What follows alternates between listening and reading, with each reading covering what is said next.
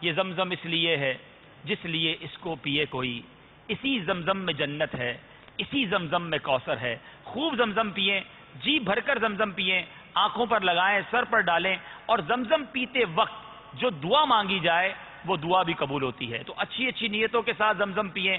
اور یہاں یہ بھی کتابوں میں لکھا کہ مومن اور منافق میں فرق یہ ہے کہ مومن پیٹ بھر کر زمزم پیتا ہے۔ تو زمزم پئیں ترچ کے، جس کو کہتے ہیں نا، پیٹ بھر کر پئیں، بلکہ اپنے ساتھ اپنے گھر پر بھی لائیں۔ اس پورے سفر میں کوشش کریں کہ پانی نہ پئیں، نارمل پانی، زمزم شریف ہی پئیں۔ مگر اس میں یہ یاد رکھنا ہوگا کہ مسجد شریف کے اندر سے زمزم بھر کے گھر نہیں لا سکتے، جو باہر کہیں نل لگے ہوں اس کی معلومات کر لیں، تو اس سے گھر پر زمزم شریف لے آئیں، تو پھر اپنے گھر میں بھی آپ زمزم استعمال کر سکتے ہیں۔ ویسے حکومت کی طرف سے بھی حاجیوں کے لیے ان کی رہائش گاہ پر زمزم کا اہتمام کیا جاتا ہے۔ تو کچھ ہوٹلوں میں تو ہم نے دیکھا کہ زمزم شریف ہوتا ہے، تو آپ وہی زیادہ سے زیادہ استعمال کریں۔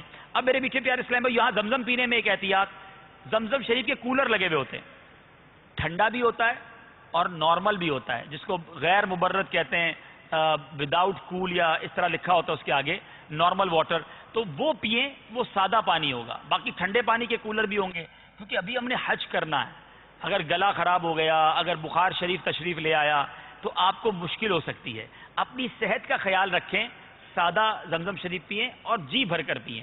اچھا، اسی طرح زمزم شریف کی کیا بات ہے کہ اس کو دیکھنے سے نظر تیز ہوتی ہے اور گناہ دور ہوتے ہیں، اور 3 چلو سر پر ڈالنے سے ذلت و رسوائی سے حفاظت ہوتی ہے۔